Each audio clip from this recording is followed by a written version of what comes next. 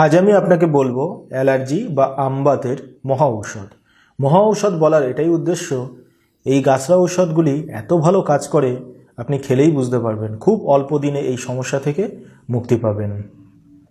খুব অস্বস্তিকর একটি রোগ, বহু মানুষ এই সমস্যায় ভুক্তভোগী। যেখানে সেখানে চুলকায়, হাত পা ফুলে যায়, লাল হয়ে যায়, চাকা চাকা ফুলে ওঠে, অনেকের শ্বাসকষ্ট পর্যন্ত হয়ে থাকে। আপনি ঘর পরিষ্কার করছেন, নাকের মধ্যে ধুলো গিয়ে প্রথমে হাঁচি হবে, জল গড়াবে নাক দিয়ে, তারপরে শ্বাসকষ্ট শুরু হয়ে যাবে। বেশিরভাগ মানুষের এই সমস্যাটায় ভুগতে থাকে।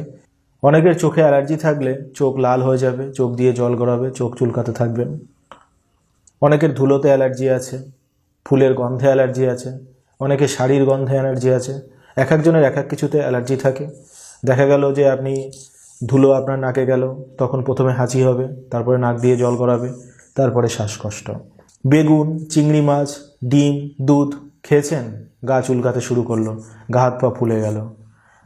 এই খাদ্যগুলোতেও অনেকের অ্যালার্জি আছে, খেলে অ্যালার্জি শুরু হয়ে যায়। তো এরকম সমস্যায় যদি আপনি ভুগতে থাকেন বহুদিন ধরে, কোনো কিছু করে ভালো হচ্ছেন না, এই গাছড়া ঔষধগুলি ব্যবহার করুন।